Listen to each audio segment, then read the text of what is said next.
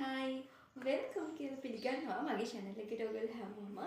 ඉතින් අන්න channel එක ආයෙමත් continue කරන්න ලෑස්ති කියලා මම ඔයගොල්ලන්ට කිව්වා සහ කලින් වීඩියෝ එකක් ඔයගොල්ලන්ට මම publish කරලා තියෙනවා. ඉතින් ඔන්න අද කතා කරන්නේ මම මොකක්ද කරගෙන යන small business එක කියලා. එළවලු, පළතුරු සහ ඕනම කොළ වර්ගයක් විජනනය කරලා ඒ ආශ්‍රිත නිෂ්පාදන තමයි මම මේ වෙද්දි කරගෙන යන්නේ. ඩිහයිඩ්‍රේෂන් විතරක් නෙමෙයි මගේ බිස්නස් එකේ වැලියු ඇඩිෂන් එකක් විදිහට යනවා ඩිහයිඩ්‍රේට් කරපු ෆෘට්ස් ඇඩ් කරපු චොක්ලට්ස් වර්ග. ඉතින් දැන් මේ ලෑස්ති වෙන්නේ ඕඩර් එකක් පැක් කරන්න. ඒ අතරේදී අපි විස්තර කතා කරමු. මුලින්ම මම කියන්නම් ඔයගලන්ට ඇයි මම ඩිහයිඩ්‍රේෂන් කරන්න හිතුවේ කියලා.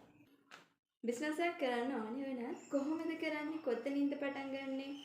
මොකක්ද මම කරන බිස්නස් එක මොන වගේ දෙයක් කළොත්ද මට හොඳ? ඔය ඔක්කොම ප්‍රශ්න ටික අපිට එනවා. හරිද? ඊට පස්සේ ඔය ප්‍රශ්න වලට උත්තර හොයලා දන්නේ නැතුව කාලය ගත වෙලා යනවා. අන්තිමට කරපු බිස්නස් එකකුත් කෝස් එකක් ඩිහයිඩ්‍රේෂන් සම්බන්ධව. ඊට පස්සේ මැෂින් එකක් ගත්තා.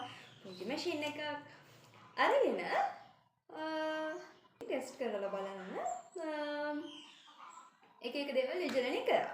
ඉතින් ওই විදිහට මම මගේ ස්ටාර්ට් එකක් ගත්තා. ඊට පස්සේ ෆෘට්ස් වර්ග තියෙනවනේ මං ගාව. ඔන්න මම තීරණය කරා මේකේ චොක්ලට් එකක් හැදුවොත් කොහොම වෙයිද කියලා. හරි. දැන් එන්නකෝ මං හදපු චොක්ලට්ස් මොන වගේද කියලා බලන්න. මේ තියෙන්නේ. ඔන්න ඔය විදිහට මෝල්ඩ්ස් වලින් තමයි මම චොක්ලට් ෂේප්ස් හදාගන්නේ. ඉතින් මේ තියෙන්නේ හાર્ට් ෂේප් එකේ චොක්ලට් එකක්. තව දෙයක් කියන්න ඕනේ. මම මේ හදන විදිහට මේකට චොක්ලට්ස් කියලා කියන්න බෑ. මේකට අපිට පාවිච්චි කරන්න පුළුවන් චොකෝ කියන නම. ඒ ඇයි කියලා ඒකට හේතුව මම ඔයගලන්ට ඉස්සරහදී වීඩියෝ එකක් අරගෙන එන්නම්.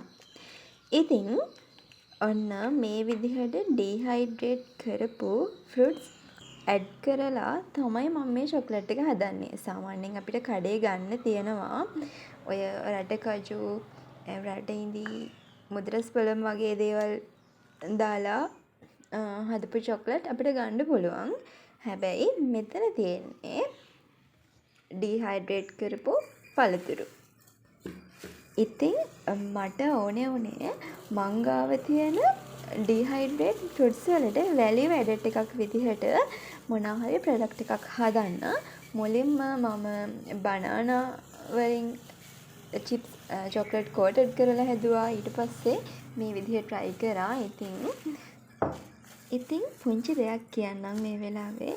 අලුත් බිස්නස් අයිඩියා එකක් ක්‍රියාත්මක කරද්දී එහෙම නැත්නම් අපි අලුත් කන්සෙප්ට් එකකට යනකොට අපිට එන්න පුළුවන් ගැටලු ගොඩක් වැඩි.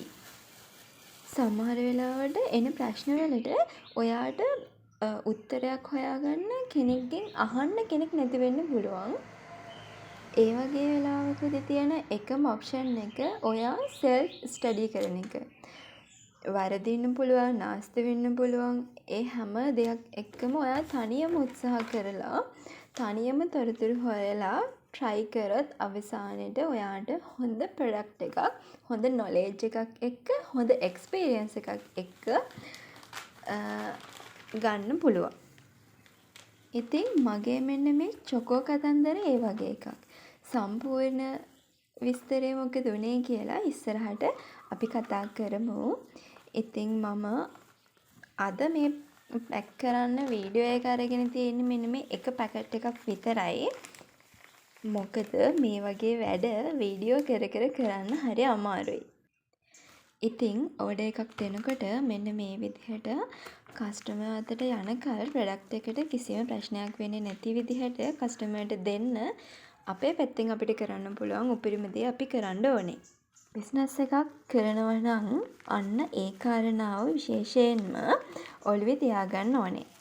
ඉතින් තවත් ලස්සන වීඩියෝ එකක් අරගෙන එන්නම් knowledge එක share කරගන්න. finally ඔයාට බිස්නස් අයිඩියා එකක් තියෙනවා නම් ඒක අලුත් concept එකක් නම් බය නැතුව start කරන්න අනිවාර්යයෙන්ම ඔයාට පුළුවන්. channel එක subscribe කරන්නත් අමතක කරන්න එපා.